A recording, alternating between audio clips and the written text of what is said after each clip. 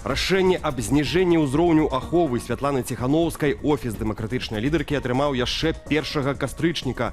Гэта паўплывала на адаптацыю працы каманды да новых рэаліяў. Пра гэта ў каментары ЛРТ паведаміў дарадца Ціханаўскай Дзяніс Кучынскі. Бяспека – гэта не раскоша, а пытанне выжывання. Абарона Святланы Ціханаўскай, яе каманда жыццёва важная не толькі для яе бяспекі, але і для далейшай эфектыўнай працы беларускага дэмакратычнага прадстаўніцтва за мяжой.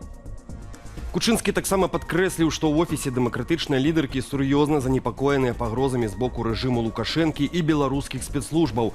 Ён таксама адзначыў, што каманда Святланы Ціханаўскай паспрабуе знайсці магчымасці для забеспячэння неабходнай абароны і будзе прымаць рашэнні, заснаваныя на дэталёвай ацэнцы ўсіх рызыкаў.